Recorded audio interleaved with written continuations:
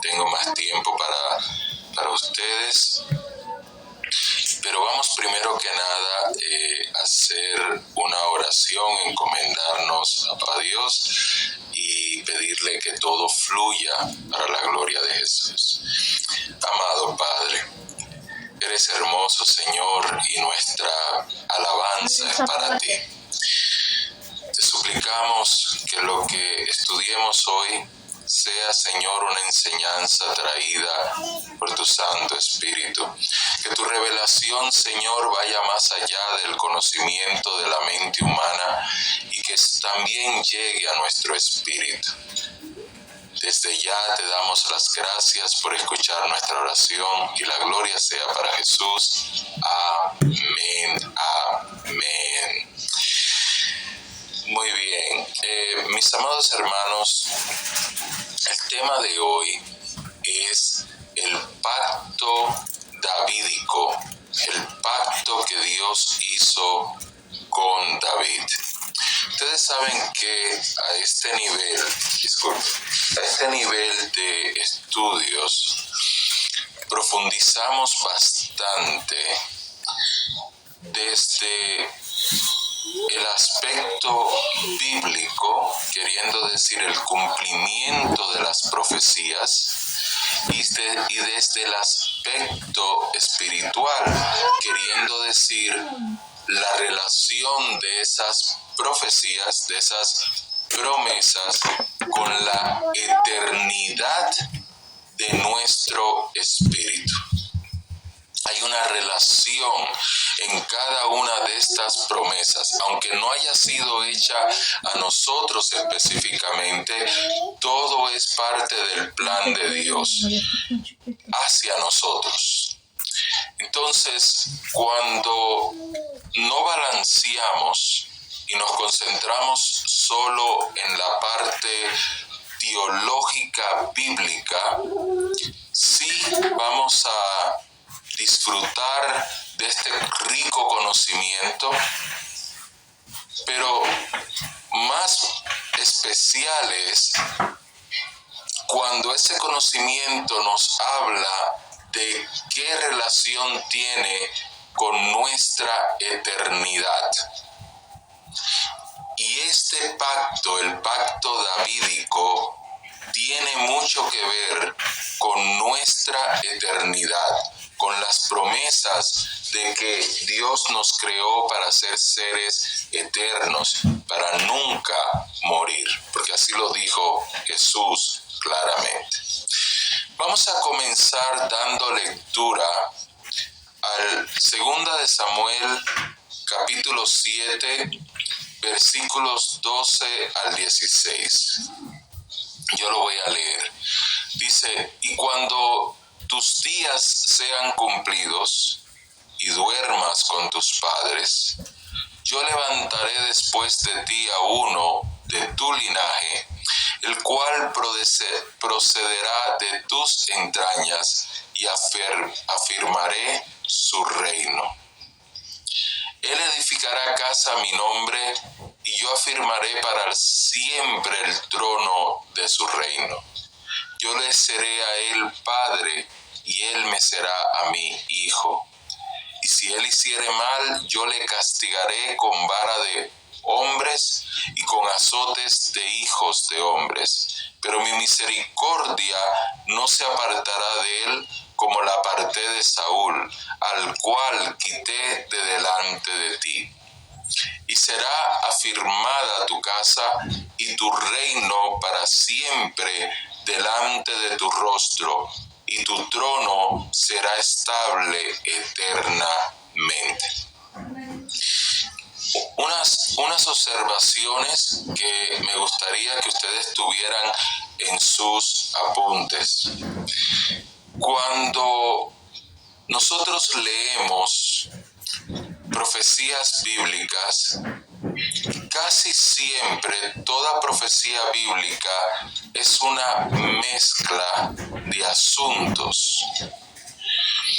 Y esto Dios lo permite ex profeso, o sea, a propósito, para de esa forma no permitirle al mundano, por mucho conocimiento o estudio que tenga, poder comprender los secretos que Él ha guardado solo para sus escogidos, para nosotros. En esta profecía, el Señor comienza hablando con David y diciéndole a David: mira, yo no me voy a olvidar de ti ni siquiera después de tu muerte. Yo voy a traerte un hijo de tus entrañas, el cual me va a edificar templo.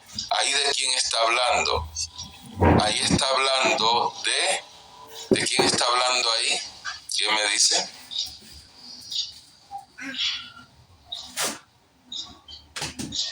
Ajá, de Salomón, correcto. Ahora, en otras partes habla de, si vamos al versículo 16, dice: y será afirmada tu casa y tu reino para siempre delante de tu rostro, y tu trono será estable eternamente. Y ahí está hablando ¿de quién? De Cristo, correcto. Entonces, este modelo de lo que estamos estudiando en esta promesa o este pacto de Dios con David, porque pues es una promesa que ya envuelve un pacto, porque es algo eterno, es un clásico ejemplo del modelo que siempre vamos a seguir cuando estemos leyendo profecías bíblicas. Si alguien viene ahora y le dice, por ejemplo, versículo 14, si alguien viene y le dice, pero él no está hablando aquí de Cristo, porque mira el versículo 14, yo le seré a él padre y él me será a mi hijo, y si él hiciere mal, yo le castigaré con vara de hombres y con azotes de hijos de hombres. Pero mi misericordia no se apartará de él como la aparté de Saúl, al cual quité de delante de ti. Entonces, si alguien viene y dice, pero ¿cómo va a estar hablando de Cristo y cómo va a ser un pacto refiriéndose a Cristo si aquí dice que si él hiciere mal, le castigará con vara de hombres? Está hablando de Salomón, porque está poniendo en contexto la promesa, porque David quería edificarle al Señor, le quería edificar al Señor un templo nuevo. Por eso que se estudia en contexto. Si usted lo lee todo, David había traído el arca del pacto, lo había ido a buscar y lo había traído, y ahora él quería construir un templo para que ahí habitare el arca del pacto. El Señor no le permite a él hacer eso porque tenía sangre en sus manos. Y el Señor le está hablando que su hijo lo hará. Entonces, claro que ahí nos está refiriendo a Jesús. Ahora, hay algunos teólogos que quieren forzar las escrituras a lo que le enseñaron y quieren hacer que sí, que solamente está hablando de Cristo. Pero la mayoría de los teólogos, gracias a Dios, lo comprenden así como yo les estoy explicando. Otra observación, ya que estamos aquí, que yo quiero hacer en varios ámbitos, no sé si ustedes han escuchado esta conversación, en varios ámbitos hay pastores, teólogos que se preguntan si Salomón se salvó o se perdió. ¿Han escuchado ustedes eso alguna vez? ¿Alguien lo ha escuchado o es la primera vez que lo escuchan? ¿Qué? Sí, la hermana Orquídea dice que sí lo ha escuchado. Mi hermano César Romero también lo ha escuchado. Muy bien.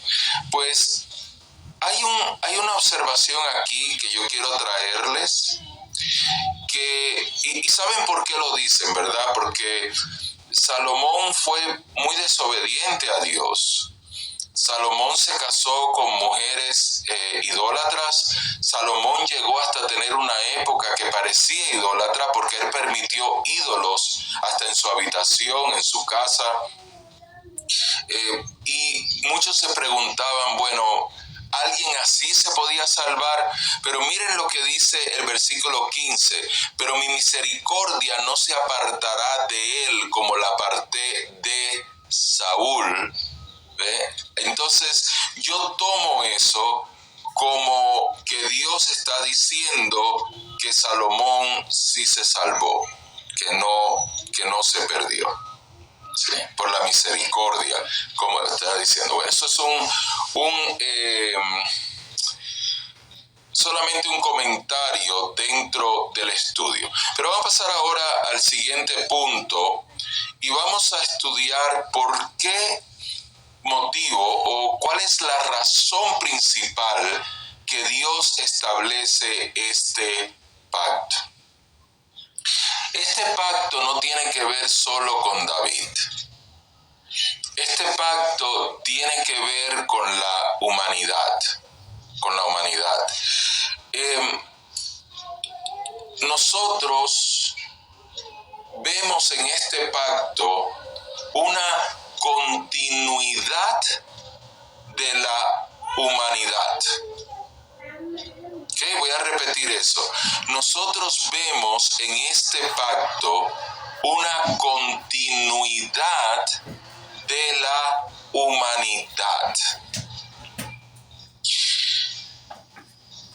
Dios, cuando creó a Adán, Dios lo creó como un rey.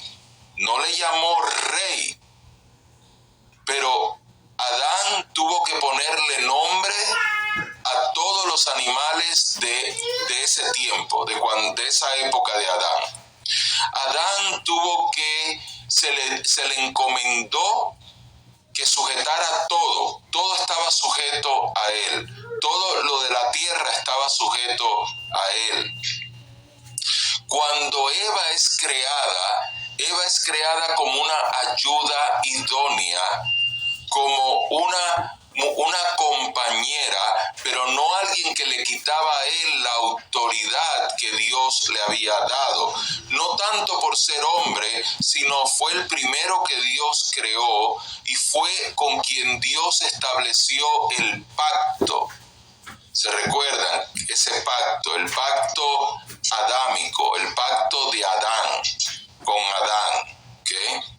Entonces, cuando llegamos a la figura de David, David ahora es parte de un pueblo de Israel. David es parte de una familia de ese pueblo, de la familia de Judá. ¿Okay? Y David es rey. Entonces el Señor viene y le dice a David, David, tu reino va a continuar. Ese es el tipo de reino que yo deseo y esto va a continuar. Pero ¿qué significaba ese tipo de reino? Que de nuevo el ser humano tenía autoridad sobre todo lo demás a sus alrededores. Tenía autoridad. Pero lo interesante acá es que dentro de esa autoridad el rey tenía abundancia. En la mesa del rey no faltaba comida. En la casa del rey no faltaba atención médica, atención de limpieza, de comodidades, no faltaba nada de eso.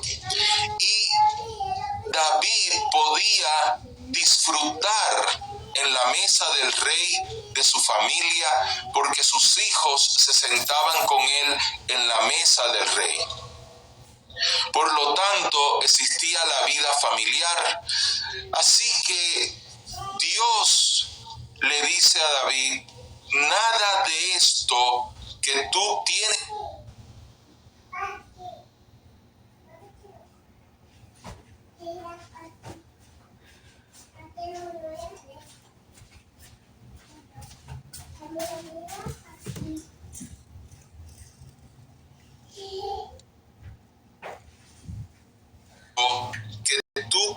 ahora va a dejar de continuar. En otras palabras, no va a ser descontinuado. Es la continuación de la humanidad a como Dios en el principio quiso que fuese para la humanidad. La diferencia es, y acá Dios trata esto con David, la diferencia es que el reino no va a ser un reino de sangre. Por eso él no le permite al rey David construirle un templo. Porque hay personas que vienen y dicen, pero cuando David mataba, Dios le decía que matara. Bueno, casi siempre sí, no todo el tiempo. Habían ocasiones, o por lo menos hubo una ocasión en que David mató por él. Pero aunque fuese así, lo que Dios está estableciendo en este pacto es un pacto que no va a terminar. Por lo tanto, si este pacto no va a terminar, este pacto no puede tener corrupción alguna. Así que el templo de Jehová no es un templo de sangre. El templo de Jehová es un templo de santidad. Por lo tanto, el Jesús también es un tipo de Salomón, no en la parte de lo mujeriego que era Salomón y de todas las otras cosas malas y pecaminosas que hizo Salomón, sino que Salomón fue un rey de paz. Salomón fue el rey de Shalom, de paz, de la paz de Dios. Y por ese motivo él pudo construir el templo, porque el templo tenía que ser construido representando parte de un gobierno de paz. Esto se extiende a la promesa de este pacto hacia la casa de Israel y hacia nosotros, la iglesia. Mucha atención a esto, por favor, ¿sí?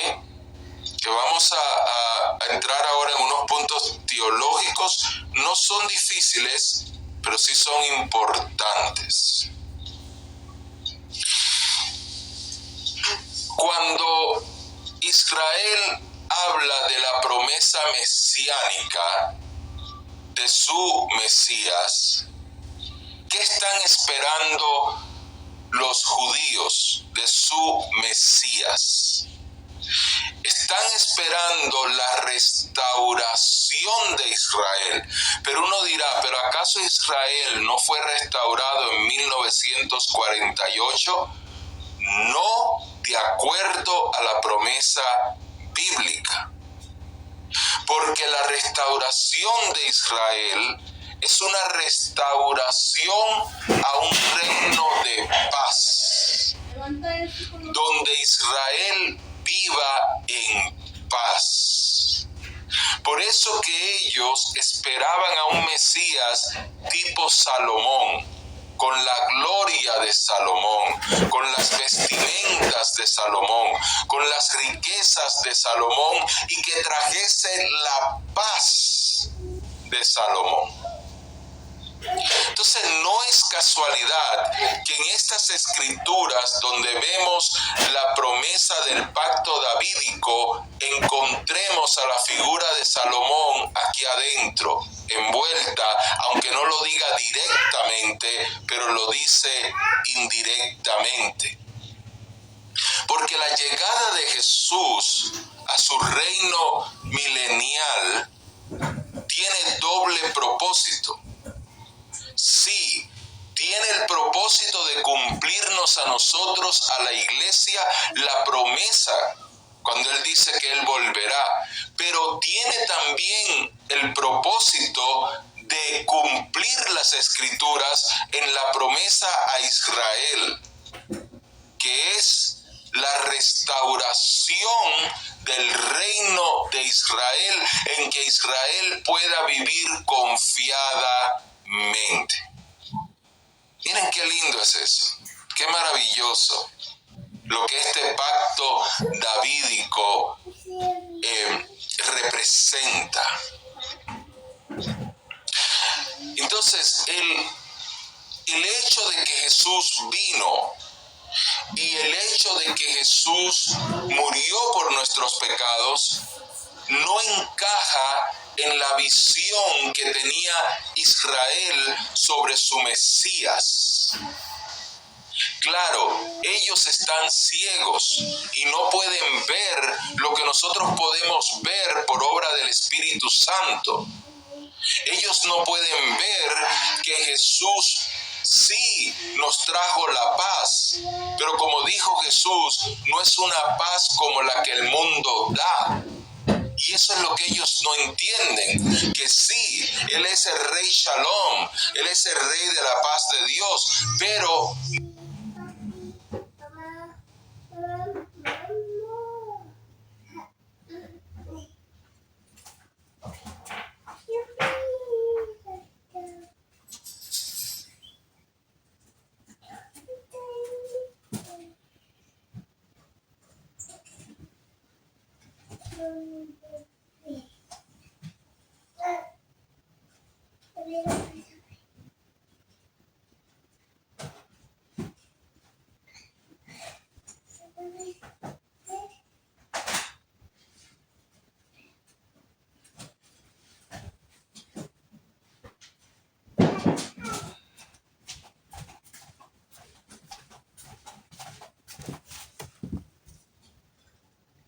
no de la forma como lo estaban esperando los judíos, sino de la forma espiritual, de la paz de ser libres de la carga del pecado, de las ataduras del pecado, de la maldición del pecado. ¿Okay? ¿Vamos bien hasta ahí? ¿Alguna pregunta, mis amados hermanos? Con toda confianza. Bien.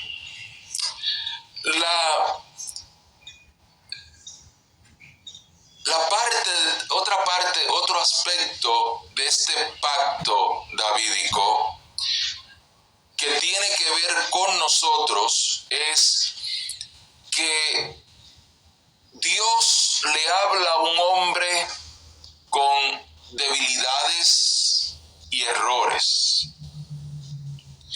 Dios le habla a un hombre imperfecto. Dios le habla a un hombre pecador. Y con ese hombre débil, imperfecto y pecador, el Señor establece un pacto donde le da una promesa y le dice: tu pecado y tu debilidad y tus errores no te van a impedir que esta promesa que yo te estoy haciendo se deje de cumplir. Porque en la figura de Jesús vemos a un ser humano, carne y hueso, que pudo haber fallado, pero entendiendo su llamado y entendiendo su compromiso con Dios, no falla. Y por lo tanto, lo que David tenía de débil, en Jesús se hizo fuerte, y lo mismo va en lo que David tenía de errores, en Jesús se hizo perfecto. Y viene una transformación. Esa transformación es la que el Señor nos habla a nosotros cuando el Señor habla del nuevo nacimiento. El Señor, cada uno de los pactos de Dios, todos los pactos de Dios apuntaban al nuevo pacto en Jesús. Los 6 pactos anteriores apuntaban todos al nuevo pacto en Jesús. Por lo tanto, lo que vemos de promesa en el pueblo de Israel en una forma física, lo estamos viendo de promesas en la iglesia en una forma espiritual. Por eso les dije al principio que era tan necesario el cubrir en este pacto no solamente la teología bíblica, sino también la relación de esta promesa con lo espiritual, porque la Biblia tiene unas profecías también que se cumplen en lo carnal, en lo físico. Como por ejemplo, cuando el Señor habla de una nueva Jerusalén, es realmente una nueva Jerusalén física, no es simbólica, va a descender del cielo y va a ser una nueva Jerusalén físicamente. Pero espiritualmente, aquí hay también grandes enseñanzas. Para Israel poder llegar a ser un reino de paz, Israel tenía que ser renovado en todo. Y David es el representante, el símbolo de lo que es Israel en todo. David, a pesar de amar a Dios como Israel ama a Dios, estaba lleno de imperfecciones por todas partes. No por un ladito nada más, no una sola imperfección, por todas partes. Y el Señor, cuando le hace la promesa a David, le habla de una restauración a David. ¿En quién? En el rey, en la posición que David llevaba, en su posición de rey. Dice, vamos a restaurar todo lo que está mal aquí y lo vamos a hacer perfecto en esta persona que viene también de tu casa. De la misma manera, Israel tiene que dejar toda su corrupción, idolatría, todas las cosas terrenales y mundanas para poner su vista en el Mesías y que haya esa transformación. Pero cuando nosotros vamos ahora a la iglesia, sucede lo mismo. El Señor nos toma todos débiles, desnutridos, con tantos errores, y el Señor nos comienza un trabajo con nosotros que es lo que le llamamos la santificación. Y el Señor va trabajando con nosotros por dentro, y esto de por dentro se va manifestando en lo de afuera, para llevarnos a la estatura de Cristo, como dice la palabra del Señor. ¿Para qué? Para que también nuestra participación en el reino del Señor sea una participación eterna. Porque con estas discordias que tenemos en esta tierra, con estas peleas continuas y con estos egoísmos y con estas competencias, y con eso, ese no es el reino de Dios. Ahí no podemos encajar. Tiene que haber una renovación, correcto, así es. ¿Sí? Entonces, el pacto davídico ¿se parece al nuevo pacto? Sí se parece al nuevo pacto. Porque el pacto davídico es un pacto unilateral. El nuevo pacto es un pacto unilateral. Es un pacto que el Señor dice, esto se va a cumplir sí o sí. No es que a lo mejor, no, esto se va a cumplir sí o sí. Sin embargo, Israel no puede llegar a su restauración completa hasta que no suceda esta transformación de la que el Señor le está hablando a David. No es con manos de sangre que tú vas a construir mi templo. Entonces, con nosotros, los creyentes, es igual. El Señor va a cumplirlo sí o sí. Pero tenemos que entrar en ese proceso, en ese cambio, en esa santificación, porque de lo contrario no va a suceder. O sea, no podemos con manos mundanas, no podemos imitando al mundo y siendo igual al mundo y al sistema mundial, al sistema del anticristo, agradar a Dios. No podemos. Por lo tanto, es para que nosotros tengamos la continuidad de las promesas de Dios a la humanidad y podamos vivir nuestra humanidad, que voy a hablar más de eso en un momento, podamos vivir nuestra humanidad como el Señor así lo estableció. También tenemos que pasar por esa metamorfosis, ese cambio donde no solamente cambiamos espiritualmente, sino también mentalmente. Por eso la Biblia habla de que renovemos nuestra mente. ¿Okay?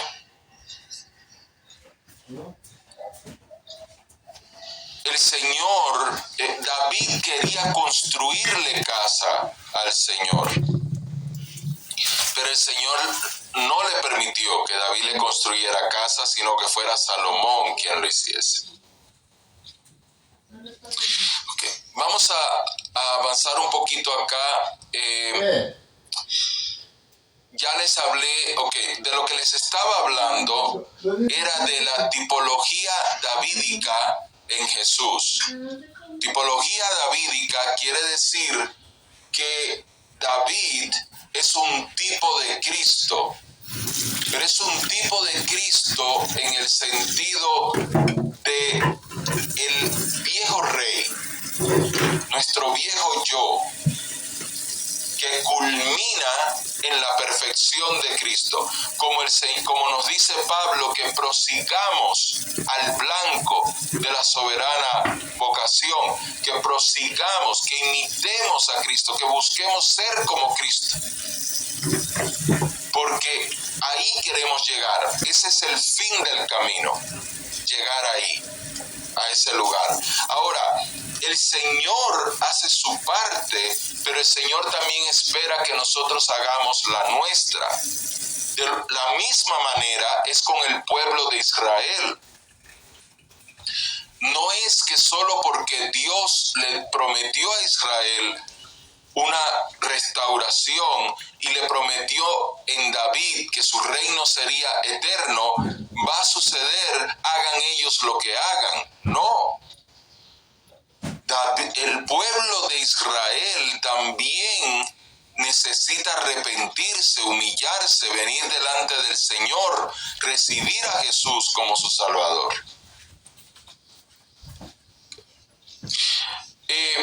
Quiero hablar de algo que se llama empoderamiento. Todo reino, especialmente en los reinos de antes, siempre tenía que velar por un sucesor, porque su reino era fuerte mientras el rey estaba en su trono, pero inmediatamente que el rey dejara de estar en su trono,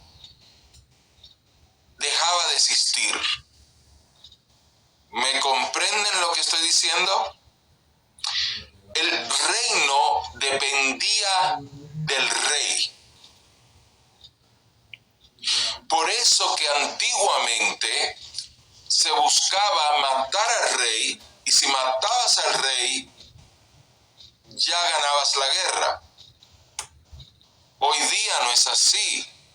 Un líder puede caer, viene otro y continúa el gobierno, o continúa el grupo terrorista, o continúa, o sea, ¿cuántos terroristas no han matado y continúa? ¿Okay? Así que no es así hoy, pero cuando se trataba de reinos, era así. Y el Señor le está hablando a David de empoderar su reino. Para empoderar el reino de David, tenía que darle una seguridad a David, no solo en él, sino en la sucesión o sucesiones de él. Si un rey no tenía un hijo fuerte a quien dejarle su reino era débil, porque entre más años pasaban y menos facultades tenía él, más se aprovechaban los enemigos en atacarle y menos temor le tenían. Pero cuando el rey tenía un sucesor que era fuerte, valiente, y los enemigos sabían que en cualquier momento el rey podía decirle: paso mi reino a mi hijo, el enemigo se aguantaba, se sujetaba, porque le tenía más miedo al sucesor que al que estaba en ese momento. ¿Okay? Ahora venimos a entender claramente por qué David recibió empoderamiento. El empoderamiento de David fue un empoderamiento espiritual. Satanás siempre ha sido el archienemigo del hombre. Y siempre ha sido el que ha estado buscando hacernos daño, destruirnos. Pero cuando David recibe esta promesa, la guerra a muerte que tenía Satanás con Israel, que eso lo vemos proféticamente en Apocalipsis, cuando la mujer está dando a luz y quiere Satanás, el dragón, acabar con ella. En ese caso la mujer representa a Israel. Él quería acabar con Israel. Cuando Dios hace este pacto con David, este pacto lo empodera a Israel de tal manera que ahora Satanás sabe que está perdido. Porque no importa con cuánta fuerza yo me levante contra Israel, jamás voy a poder vencer a Israel. Y ese legado de ese empoderamiento sigue hasta el día de hoy. Ustedes pueden ver cómo Israel han tratado tantas veces de eliminarlo y no han podido. Y ustedes ven cómo le hacen guerra y no pueden vencerlos. Y eso no se explica lógicamente, porque hay muchos que quieren decir: no, eso sucede porque Estados Unidos respalda a Israel. No, Estados Unidos puede dejar de respaldar a Israel. Israel sigue siendo fuerte, porque es Dios, es Jehová quien respalda a Israel. Entonces, esa promesa la tenemos nosotros más que Israel, porque nosotros somos los hijos, nosotros somos hijos adoptados de Dios. Israel no lo es. Israel es pueblo escogido, nosotros somos hijos adoptados.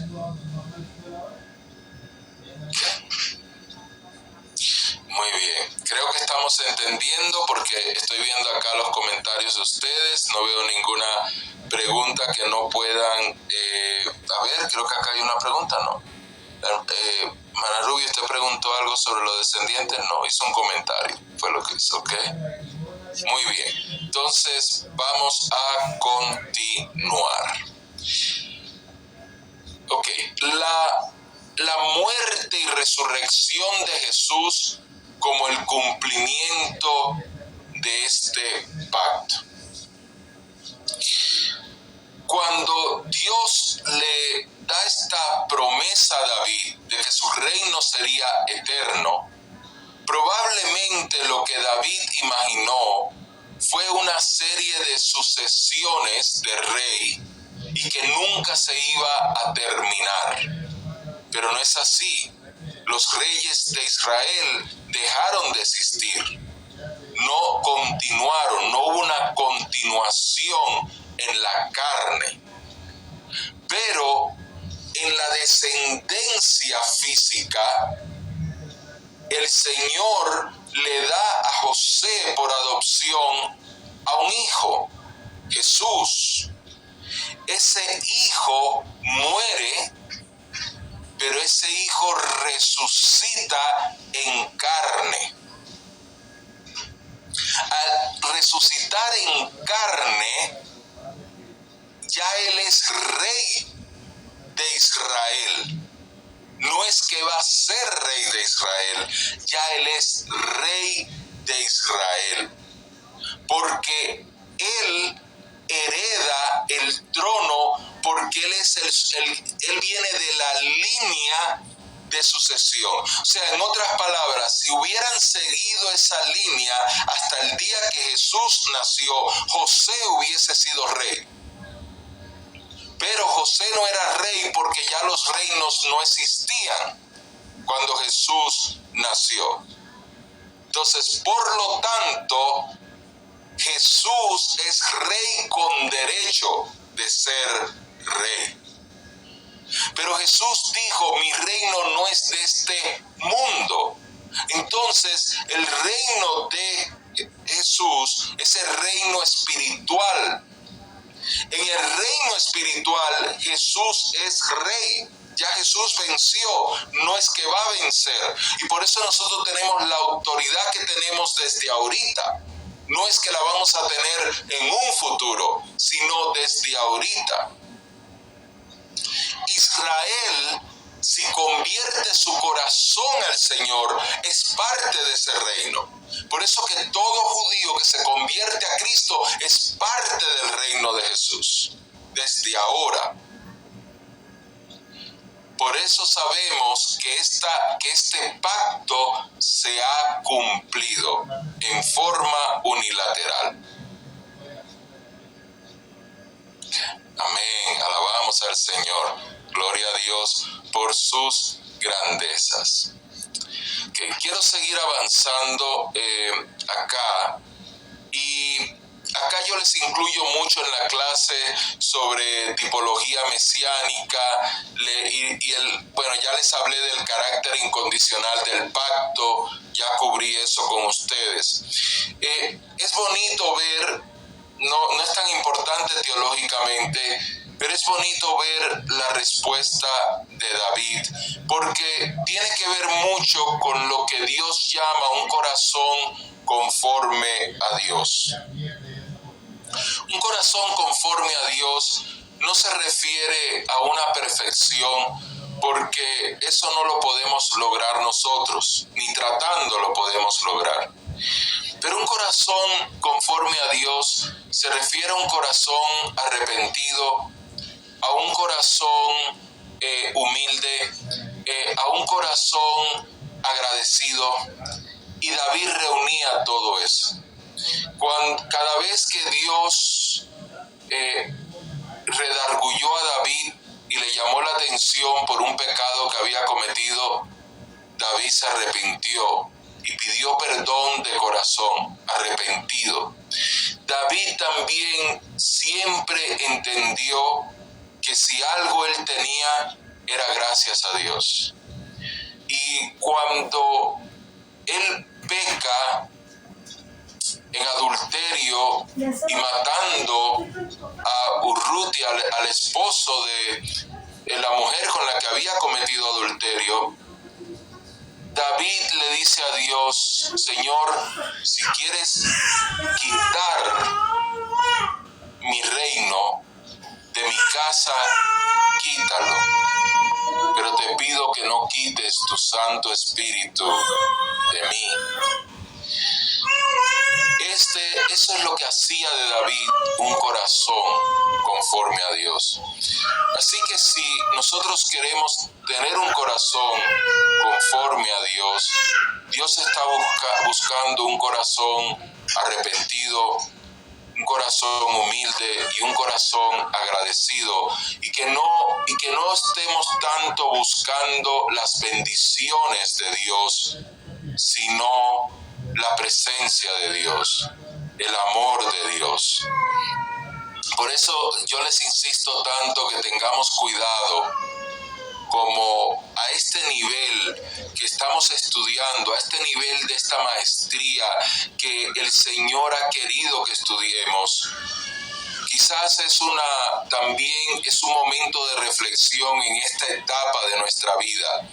Si solamente vamos a imitar al hombre que promociona las bendiciones de Dios y que atrae a las personas, a las congregaciones con las bendiciones de Dios, o si le vamos a enseñar a la grey del Señor a tener ese corazón conforme a David. Porque eso fue lo que hizo que Dios pusiera los ojos en él y que estableciera su reino para siempre. Amén. Urías, yo dije Urrutia, perdón, Urías. Yo sabía que empezaba con U, por lo menos esa parte la tenía bien, ¿verdad? Lo del lago. Hermano Ciel, bienvenido, qué bueno verlo, tenerlo acá, Dios me lo bendiga. Qué bueno que pudo llegar. Ok, entonces vamos a continuar ahora, vamos a hacer un análisis académico. Ahora vamos a la parte de la teología bíblica, ¿sí? Ya hemos cubierto bastante de la parte espiritual, vamos a la parte bíblica. Sí, mis hermanos, eso es algo, miren, yo cuando los veo a ustedes recuerdo su cara, no se me olvida, por eso yo le digo que cuando puedan prender la cámara la prenden. Pero los nombres, yo soy malo con eso de los nombres, ay Dios, especialmente cuando no tienen nombres fáciles. Yo me recuerdo de Juan, de José, de Pedro, de Pablo, eso de María, de Marta. Yo me recuerdo de los nombres fáciles, pero me vienen y me ponen esos nombres así, todos exóticos, nombres de domingo, entonces no, se me olvidan. Entonces a veces yo quiero cambiarle, ¿no? Por ejemplo, la hermana Rubia no se me olvida, porque digo, la güerita, sí, la rubia, está bien. Pero entonces viene la hermana Aneris, ¿no sería más fácil Ana? Ana sería mucho más fácil. ¿Por qué lo tuvieron que complicar y poner Aneris? Esa es la parte que yo digo. Pero bueno, mis padres lo hicieron fácil. Pablo Román, ya así, sencillito. Ok. Vamos a continuar con el análisis académico. Ya hice el comercial ese ahí que no sé ni por qué, pero vamos a continuar. Ok, hablemos un poquito del contexto histórico y cultural. Era muy común entre los reyes establecer acuerdos, pactos. Y el pacto o el acuerdo no lo comenzaba el rey que estaba por debajo, lo comenzaba el rey que estaba por arriba.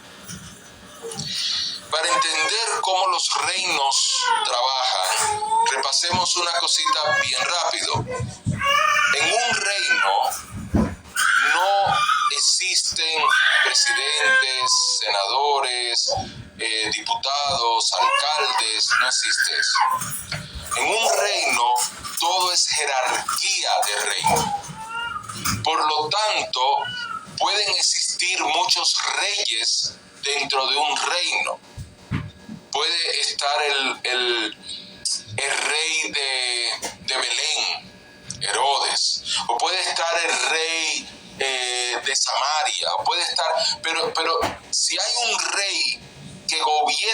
esos reinos, entonces esos reyes se tienen que sujetar a ese rey mayor.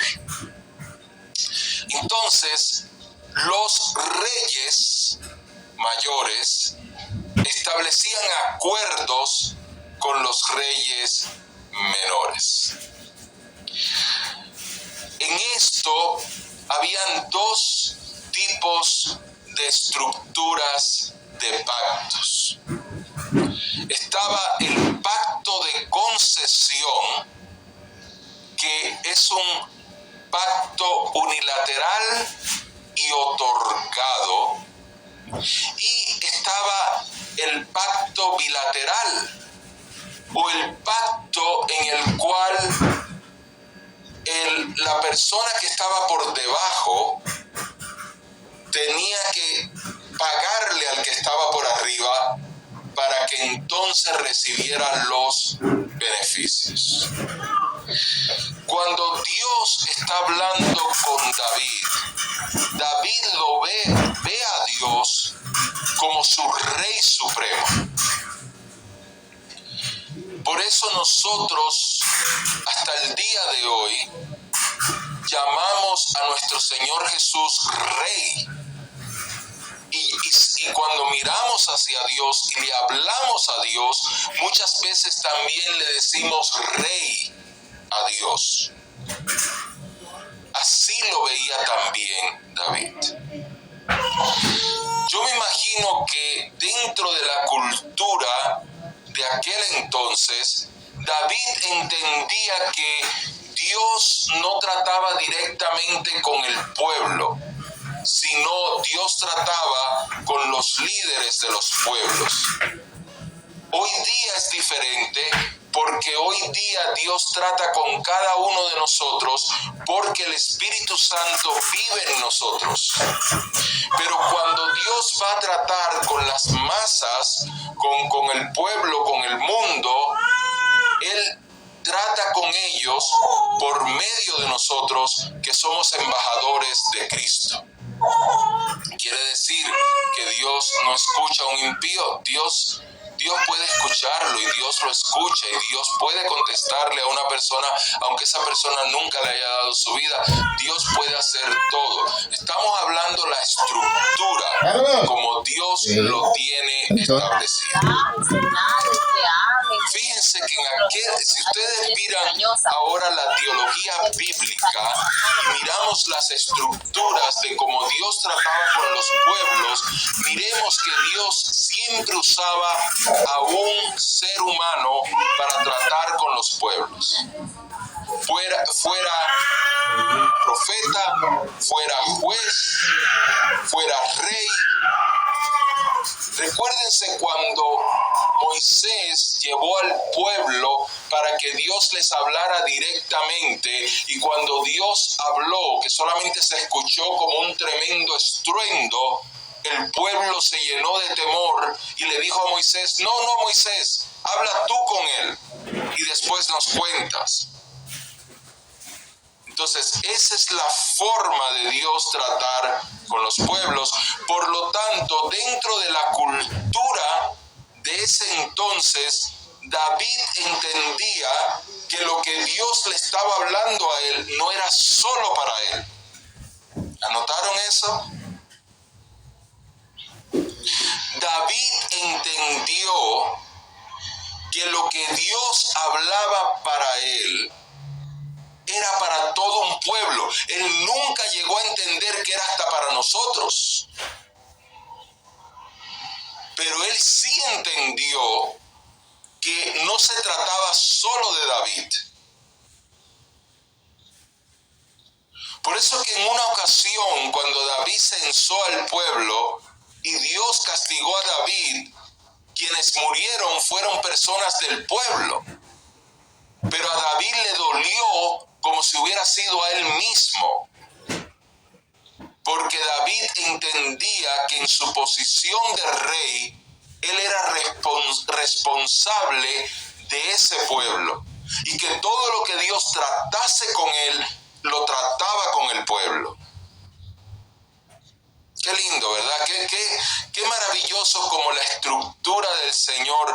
Por eso que mis hermanos, mis amados hermanos, cuando Dios trata con nosotros, nosotros tenemos que verlo, Dios tratando con nuestras familias, aún los que todavía no han nacido. Porque esa es la forma de Dios operar bíblicamente. Ese es el sistema bíblico del Señor trabajar. Cuando Dios habla de una promesa, de un templo, de una casa, tenemos la tipología del templo que construyó Salomón. Pero el templo que construyó Salomón, el templo que construyó Cristo, son diferentes. Porque el templo de Salomón fue hecho con piedras. El templo de Cristo fue hecho en el corazón del ser humano.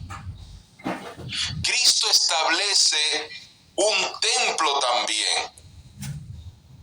Aquí vemos ahora la continuidad de la promesa del pacto davídico bíblicamente. Bíblicamente las palabras que Dios le dijo a David se cumplen en Salomón. Salomón viene y construye el templo. Pero recordemos que esta promesa de este pacto termina en el versículo 16, cuando habla de un reino eterno. Y por lo tanto, el templo de Dios tiene que ser eterno. Ahora, les voy a hacer ahora un comentario. Y este comentario es mío, pero les voy a dar mis razones. Yo he llegado a esta conclusión estudiando teología. Ustedes pueden diferir de mí y por favor déjenlo claro en los apuntes. No es una opinión que les voy a dar, es una conclusión teológica, pero que yo no he leído de otros teólogos, ¿sí? Así que tengo que aclarar eso. Cuando nosotros vivamos con el Señor para siempre, una pregunta que se me ha hecho es, ¿qué pasará con el Espíritu Santo? ¿A dónde irá el Espíritu Santo? No sé si quizás alguno de ustedes ha meditado en esto anteriormente, pero en una de nuestras clases yo me quedé pensando en esa pregunta que ustedes me hicieron y me puse a hacer investigación, me puse a hacer estudios al respecto. Y algo que me lleva a esta promesa de este pacto davídico es que la Biblia habla de que el reino de David es eterno porque Jesús es eterno y Jesús es rey. Pero también esta promesa de este pacto davídico no solamente habla de la figura del rey, habla de dos elementos necesarios en un rey. El elemento del trono del rey y el elemento del templo del rey. El templo que el rey edifica, porque los reyes edifican templos para Dios. Y esta parte, Jesús edificó ese templo. La diferencia fue que en lugar de edificar un templo de piedras, edificó un templo en cada uno de nuestros corazones. Y el Espíritu Santo la presencia del Espíritu Santo mora en ese templo como moraba en el templo de Salomón, en el lugar santísimo. Hoy día no hay un templo de Salomón, hoy día hay millones de templos en cada uno de nuestros corazones edificados por Cristo. Pero la palabra de Dios me dice a mí que lo que el Señor regala, Él no lo quita. Y el Señor no va a volver a destruir el templo, porque este es un templo eterno. Por lo tanto, yo creo que aun cuando vivamos en una eternidad en la presencia del Señor, el Espíritu Santo nunca se va a apartar de mi corazón. Yo creo que la adoración, yo no voy a tener que ir hasta Israel, hasta Jerusalén. Por ejemplo, si yo me encuentro en México, viviendo en el reino de Dios, pero en México yo no tengo que viajar hasta Jerusalén solo para adorarlo en Jerusalén. Yo siento que yo lo puedo adorar como lo adoro ahora en un mundo imperfecto, mucho más en un reino perfecto, en una teocracia. No podré yo solamente abrir mi boca y el Señor escucharme en cualquier lugar donde yo me encuentre. Yo siento que es así. Pero esto yo nunca lo he leído en un libro. Y yo les pido, esto fue algo de un estudio personal, y yo les pido que tengan cuidado con esto que yo les digo, estúdienlo, pero les doy mis razones teológicas porque yo lo pienso así, ¿sí? Pero puedo estar equivocado, pero yo no creo que el Espíritu Santo nos va a dejar. Pienso que el Espíritu Santo va a seguir en cada uno de nosotros. Ahora, también yo sé que si esto es de Dios, yo no soy el primero en descubrirlo. Yo sé que millones de personas ya Dios se lo mostró a millones. Pero lo que estoy diciendo es algo que hay que estudiar, y es algo que hay que escuchar a otros maestros y tener un consenso al respecto. Muy bien, quiero cubrir un poquito más acá con ustedes, porque hay mucho más todavía de la parte de la teología bíblica respecto al pacto davídico. Yo quiero ir ahora a unas posiciones que existen sobre el reinado milenario de Jesucristo.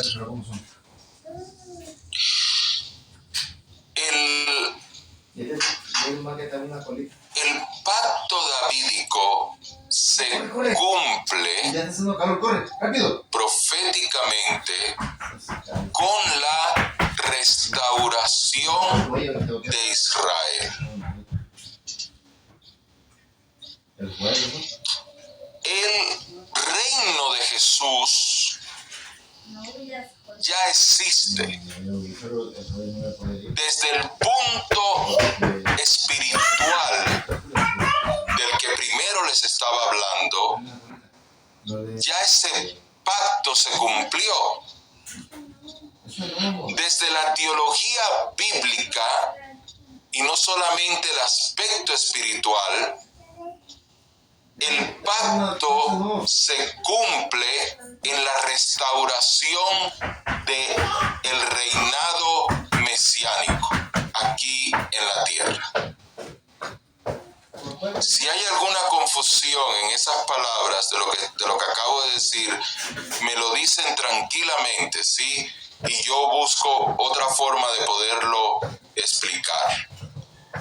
Pero la restauración de Israel es clave, porque el pacto davídico es una promesa directa al pueblo de Israel. Fue una promesa hecha a un rey de Israel, y David entendió que la promesa iba para el pueblo de Israel.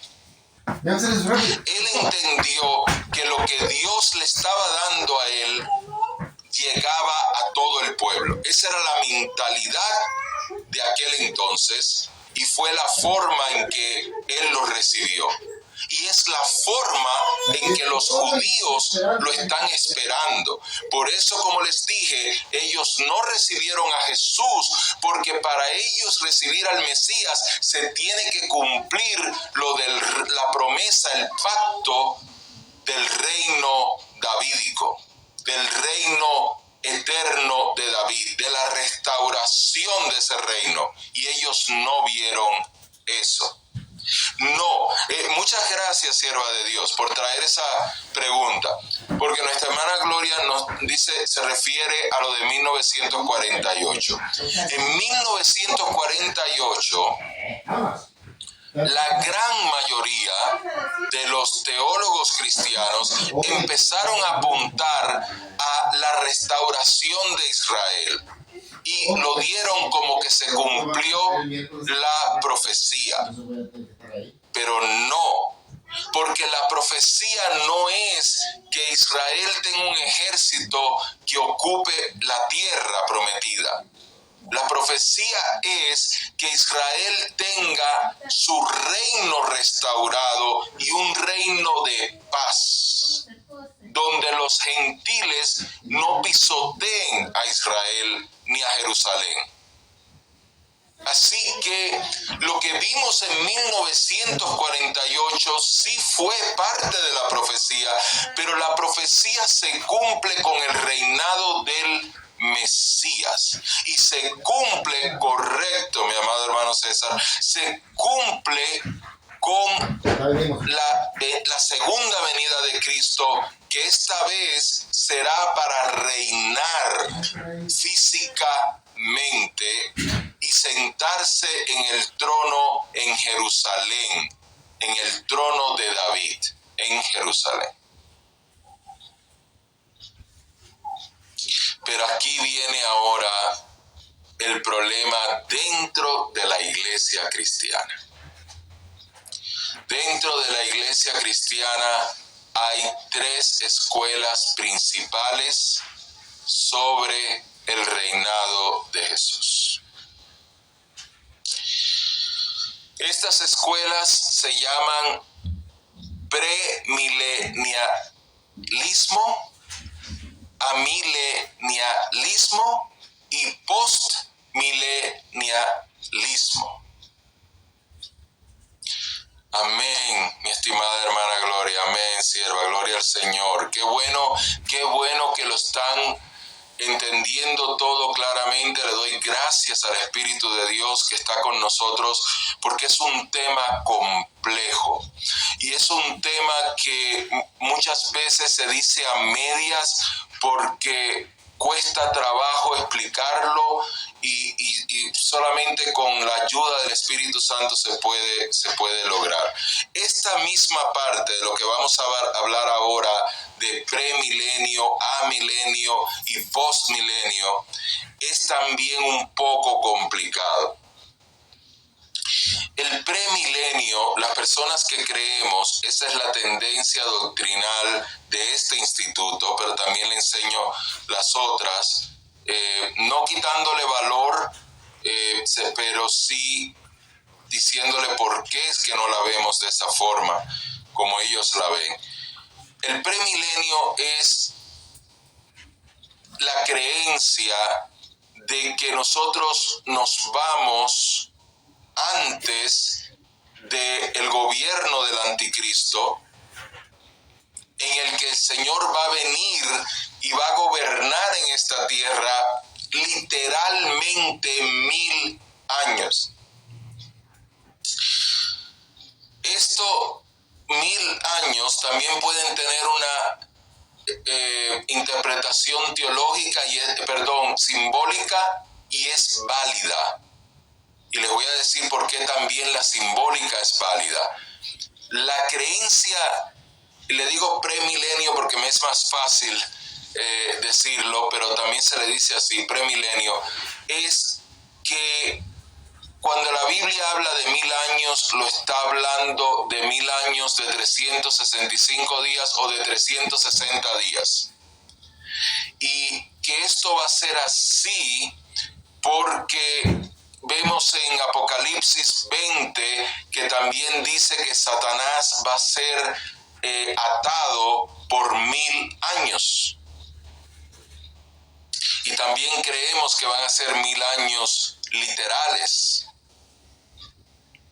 Y también vemos que al ser un gobierno de 1000 años, 1000 años es un símbolo también de eternidad.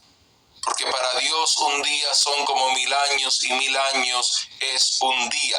Esa es una frase que se usa bíblicamente para indicar sin tiempo, para indicar que para Dios el Señor no se mide por un tiempo.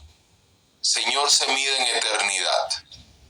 Entonces los 1000 años también tienen esa representación del gobierno eterno del que Dios le habló a David, que sería cumplido en uno de sus descendientes, que en este caso es nuestro Señor Jesús. ¿Qué? Claro, sí.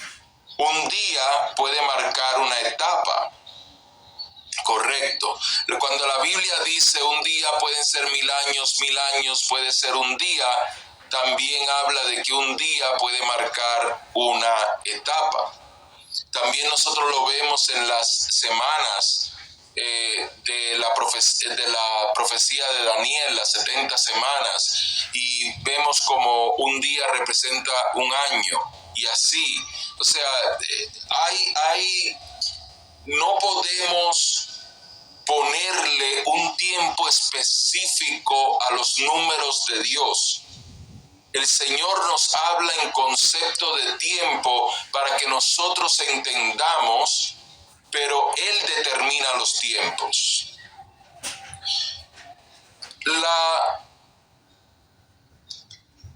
Ya acá yo les dije que nosotros también creemos que Jesús regresa antes de que comience la gran tribulación, pero quiero ir rapidito a la segunda interpretación del reino del Señor, que es la versión amilenarismo. ¿Okay? En esta creencia se considera que es una forma que el reino de Jesús es más bien algo simbólico y que no es algo literal. Entonces, por lo tanto, para estas personas, el reinado no necesita ser un reinado físico acá en la tierra. Puede ser un reinado en el corazón de la persona. Y una vez que Cristo está en el corazón de la persona, ya es el rey de esa persona. Esta es la posición que asumen. Hay muchas personas que asumen esta posición cuando hablan también de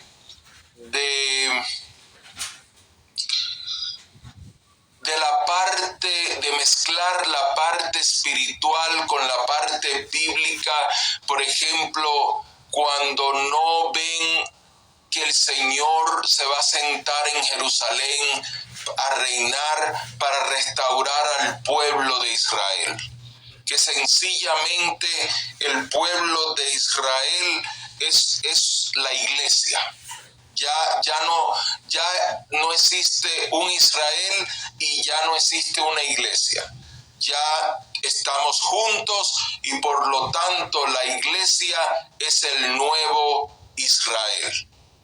Y en esa posición doctrinal no hay que estar esperando una restauración de Israel, porque ya en la iglesia se restauró a Israel. sea, la iglesia es Israel. En este enfoque, que yo creo que no es el enfoque de nosotros. Por lo que yo he leído en las tareas de ustedes y demás, no veo que ninguno de nosotros cae en esa doctrina. Bien, y la otra posición es lo que llamamos el postmilenio.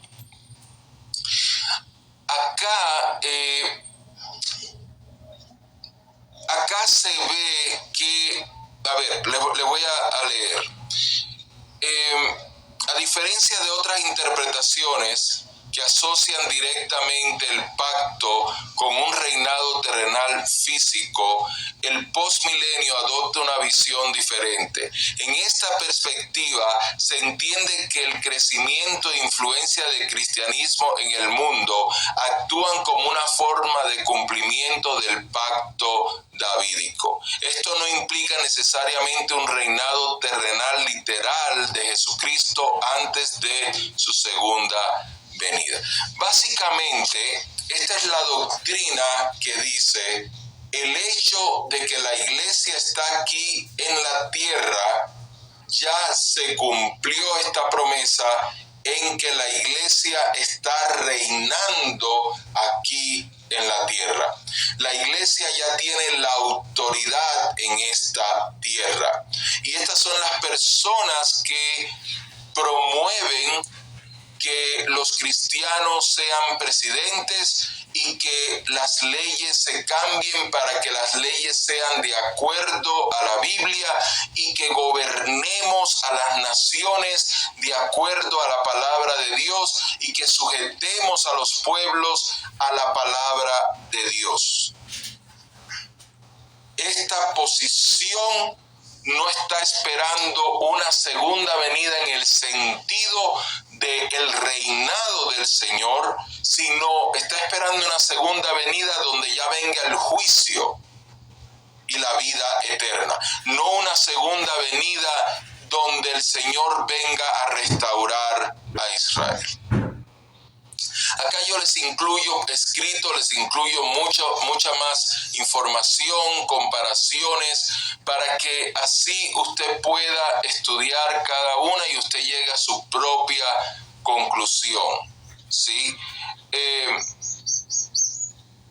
No queremos, el propósito de estudiar una maestría no es solamente que usted acepte la doctrina del instituto o de la universidad que le está enseñando, pero sí que usted aprenda a investigar por usted mismo y que usted no sea atado solamente por una doctrina o por un dogma, sino que usted pueda investigarlo a profundidad y llegar a su conclusión.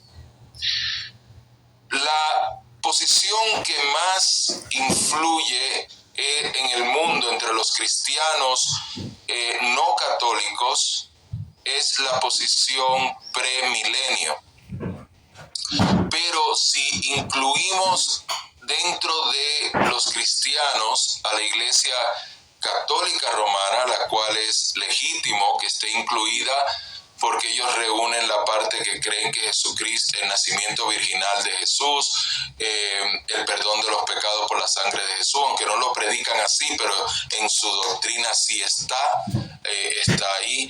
Entonces, si lo incluimos, la Iglesia Católica entra en lo que es la doctrina post-milenio. Por eso la Iglesia Católica siente que tiene que tener un poderío tan grande.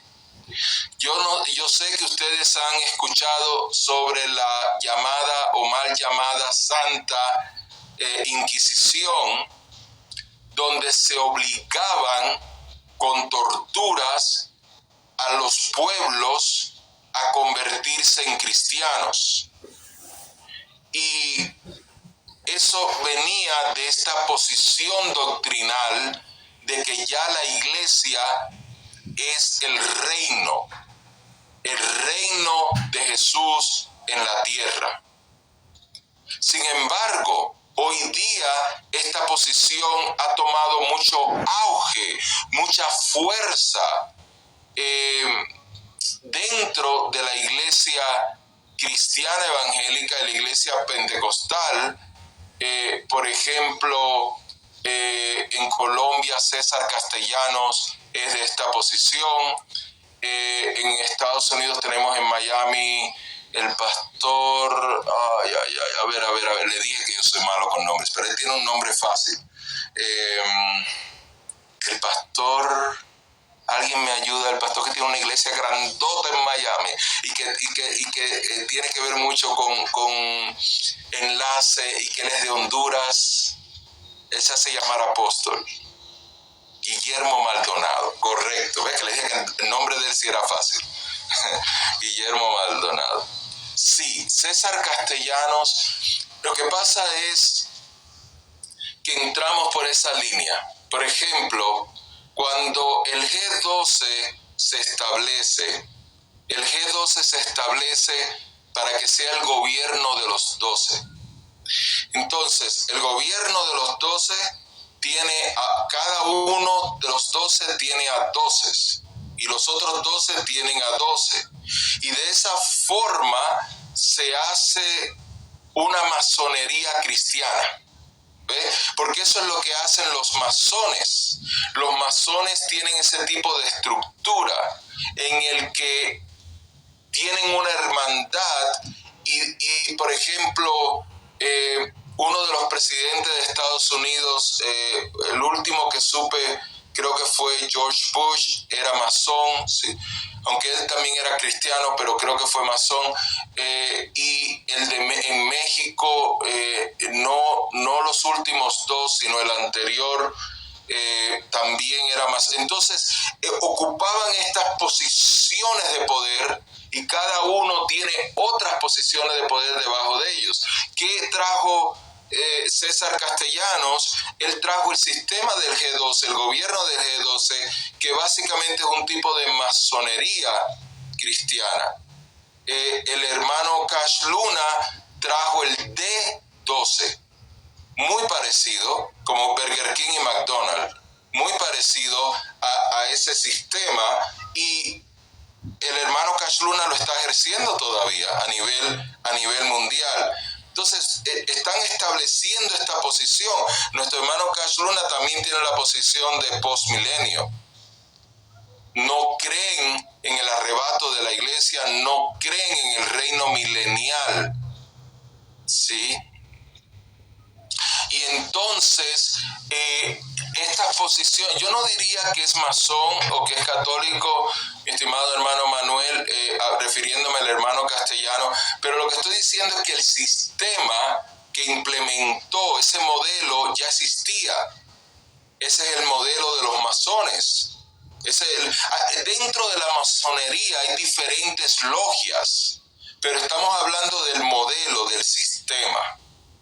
¿Okay? Entonces, la posición postmilenio, especialmente con el auge de fuerza que nuestro hermano Maldonado le ha dado, porque él tiene un oído de muchas personas, muchas personas, entonces hoy día